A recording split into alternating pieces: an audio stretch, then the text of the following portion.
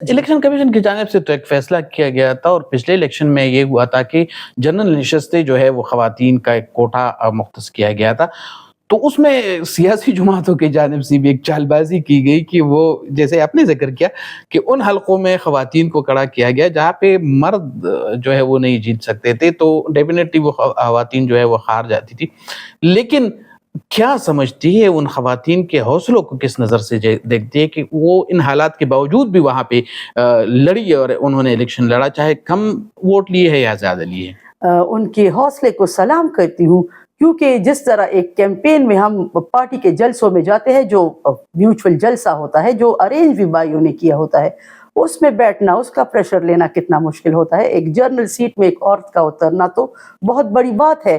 ایک ٹھیک ہے مائل سٹون اچیو کر لیا ہے، لیکن پارٹیوں کو سوچنا چاہیے کہ ایسے وننگ کنسٹیٹوینسیز پر آپ عورتوں کو بھی انکریج کریں. We are more than half of the world's population currently, تو کیوں نہیں. اور ریزرو سیٹ کا تو پھر جو کرائٹیریا ہے اس کا تو پتہ بھی نہیں چلتا، پتہ نہیں کس کرائٹیریا پر آ جاتی ہے. اٹس گڈ، لیکن اس کا کوئی مطلب بہنیں بیٹھی رہتی ہے زیادہ تر، نو ووکل وائسز دیر، وہ بس آ جاتی ہے، لے لیتی ہے. فیوریٹزم یا کچھ بھی ہوتا ہے اس سیٹس میں، تو اس کا کوئی فائدہ ہوگا. ٹھیک ہے عورتوں کو ریکگنیشن ملا، دیٹس اٹ. اس سے آگے میرے خیال میں چند ہی پارلیمنٹ میں آپ خود دیکھیں گے کہ چند ہی عورتیں ہیں جو آگے جا کر ان سیٹس پر بات کرتی ہے، ادروائز خاموشی. میم یہ بتائے گا کہ آپ کی اس سیاسی سفر کے دوران کوئی اہم اچیومنٹ جو رہی ہے اور جو آپ سمجھتی ہے کہ وہ آپ کے لیے بہت بڑی اچیومنٹ ہے، اس حوالے سے ذرا بتائیے گا. دیکھیے میں نے ایک تو بہت بار میں کہہ چکی ہوں کہ بڑی بات یہ کہ I never use my father name. نہ گراؤنڈ پہ ریئلٹی بھی ہے، مشران کو بھی پارٹی کا پتہ ہے کہ کبھی انہوں نے میرے لیے کوئی فیور نہیں مانگا، نہ میں نے ان کے نام کو ایکسپلائٹ کیا ہے. میں نے ایک یوتھ ونگ سے اپنی پارٹی کی ابتدا کی ہے. It was a big achievement in it self. ادھر سے میں نے خود کو پروف کیا ہے. اس کے علاوہ میں نے جنرل الیکشن لڑا ہے 2024 میں، تو وہ بھی ایک بڑی اچیومنٹ تھی میرے لیے. باقی باتیں تو یہ کہ پھر وہ سیٹ سے میں پیچھے ہٹ گئی تھی. جرگا وغیرہ جو سسٹم ہوتا ہے کہ نہیں لڑنا چاہیے، اور انٹرنلی باتیں تھی، ٹھیک ہے، لیکن اٹ واز این اچیومنٹ کہ جو میری خواہش تھی ہمیشہ سے کہ میں اپنے حلقے سے شب قدر پی کی 66 سے الیکشن لڑوں جنرل سیٹ پر. It was an achievement for me. پھر جو میں یہ رائٹنگس کرتی ہوں یا بچوں کے لیے چھوٹے چھوٹے کام کرتی ہوں سوشل ویلفیئر کے، تو اس میں مجھے کافی سیٹسفیکشن ملتی ہے.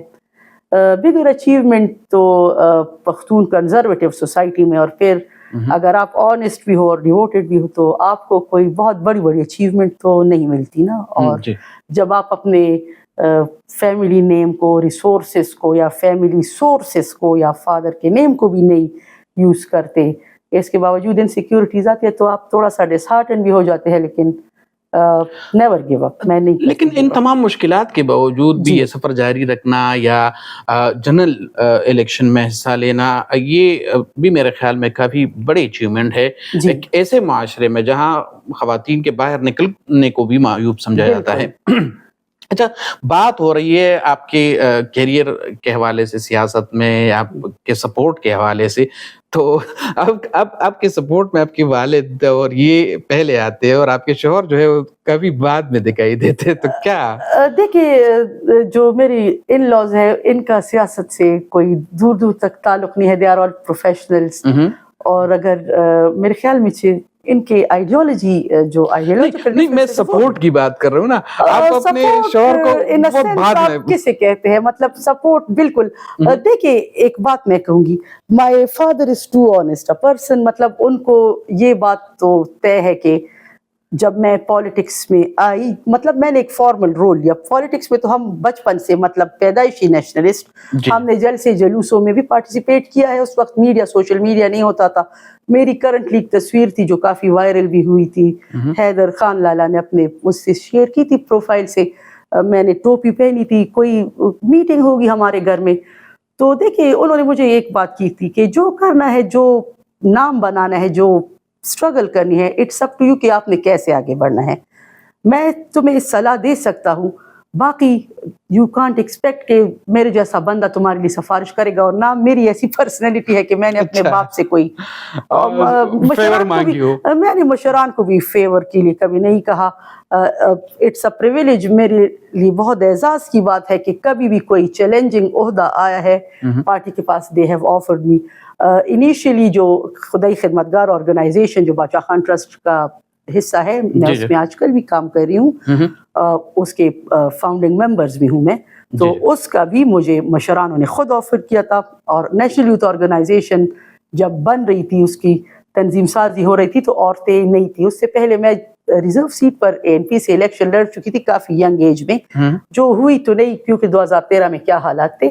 لیکن مجھے ہارون بیلور لالا شہید اللہ انہیں جنت نصیب فرمائے، وہ ایڈوائزر تھے یوتھ کے، تو وہ تھوڑا بہت فیملی ٹرمز ہوتے ہیں وہ جانتے تھے.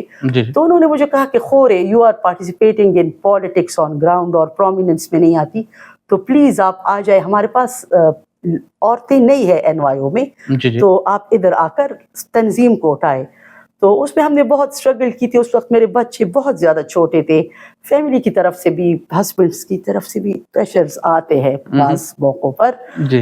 بہت مطلب میں ایکٹیو رول پلے کرتی ہوں، جو رسپانسبلٹی مجھے مل جاتی ہے آخری حد تک نبھاتی ہوں.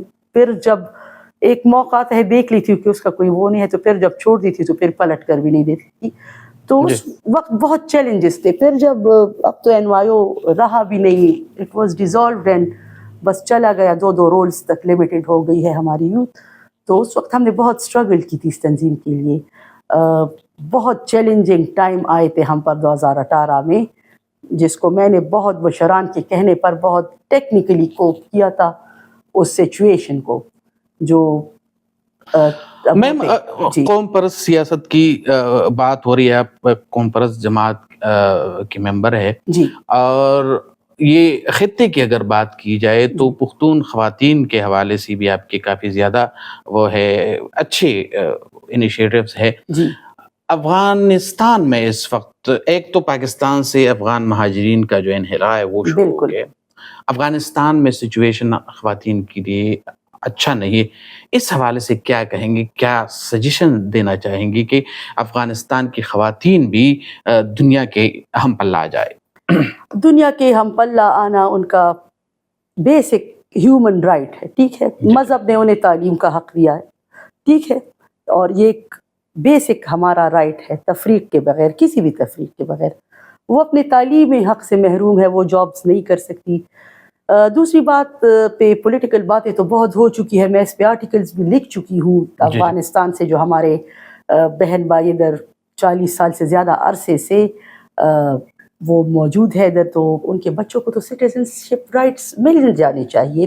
یہ تو ہمارے انٹرنیشنل قوانین میں بھی ہے.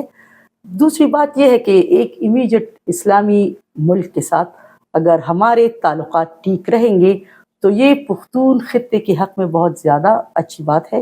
ہماری ٹریڈ، ہماری ساری چیزیں ادھر سے، جو ہمارا مشہور 4 کا جو گڑ ہے وہ ادھر جاتا ہے، فروٹس ادھر جاتے ہیں، وہ لوگ علاج کے لیے ادھر آتے ہیں. تو ہم دونوں ایک دوسرے پر اگر ڈیپینڈنٹ ہے، اگر تھوڑا سا یہ جو ٹینشن چل رہی ہے اس کو ڈیفیوز کرنے کے لیے مشران آپس میں مل کر کوئی لاہ عمل طے کرے تو it would be better for the regional peace, اور لوگوں کے لیے بہت اچھا ہو جائے گا. اسکولوں میں، یونیورسٹیز میں ان کے بچے پڑھتے تھے اور ادھر سے لوگ جاتے تھے، ٹریڈ ہوتی تھی. اب تو بہت کچھ بدل گیا ہے جو نہیں بدلنا چاہیے. اگر بدلے تو بیٹرمنٹ کے لیے بدلے. اور بچوں کو تعلیم کا حق تو مذہب نے دیا ہے، تو اس پہ کوئی دوسری بات ہو ہی نہیں سکتی. میم پاکستان میں اس وقت افغان جو پناہ گزین ہے وہ عدالتوں کے چکر کاٹ رہے ہیں. حکومت کی جانب سے بار بار ان کو الٹیمیٹم اور ڈیڈ لائنز دی جاتی ہے، اور ایک اور ڈیڈ لائن 8 جولائی کی دی گئی ہے. تو اس حوالے سے کھل کر کیا کہنا چاہیں گی کہ ایک اسلامی ملک کو دوسرے اسلامی ملک کے ساتھ کس طرح رہنا چاہیے؟ دیکھیے جی، ایک تو ریفیوجیز رائٹس ہوتے ہیں، دوسرے جیسے آپ نے بات کی کہ 2 اسلامک برادر مملکتیں ہیں، ٹھیک ہے، تو بار بار ان کو ہراس کیا جاتا ہے. 40 سال سے زیادہ عرصہ ہو چکا ہے وہ ادھر ریفیوجیز سے بڑھ کر اب ان کا سٹیٹس ہونا چاہیے. جو بچے ادھر پیدا ہو چکے ہیں ان کو سٹیزن شپ رائٹس کے لیے قوانین ہیں انٹرنیشنل بھی. اس کے علاوہ اگر ہم تھوڑا سا دل بڑا کرے. وہ آج کل میں دیکھ رہی ہوں فیس بک پہ پوسٹ, دل بڑا خفا ہوتا ہے میرا کہ اونے پونے وہ اپنی برسوں سے کمائی ہوئی جائیدادیں بیچ رہے ہیں. بالکل دیکھیں, اور لوگ خرید رہے ہیں, کاروبار دوسروں کے حوالے کر رہے ہیں. ادھر مطلب جو یہ جو تندور والے ہیں ہمارے بھائی, جو یہ فروٹ مرچنٹس ہیں, زیادہ تر افغانستان سے ہمارے بھائی ہیں جی جی قالین وغیرہ کے کاروبار کے لیے. ادھر جو ہاسپٹلس پہ زیادہ رش ہوتا تھا تو ادھر سے پیشنٹس آتے تھے, ہمیں بھی تو بینیفٹ تھا نا ان سے.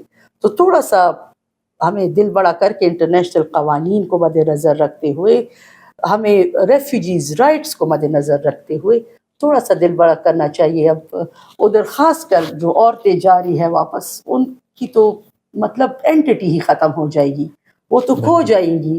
ادھر ان کی ایک شناخت ہے, وہ پڑھ رہی ہے, اپنے لیے کوئی روزگار کر رہی ہیں, ادھر ان پہ روزگار کے مواقع بند ہیں, تعلیم کے بند ہیں. جب تک فیوریبل حالات نہ ہو, I think we should reconsider these decisions. یہ تو ہمارے مشران جو پارٹی کے ہیں وہ اس پہ آواز اٹھا بھی رہے ہیں پارلیمنٹ میں. I think they should move on with this, تھوڑا زیادہ اس پہ بات کرنی چاہیے. جی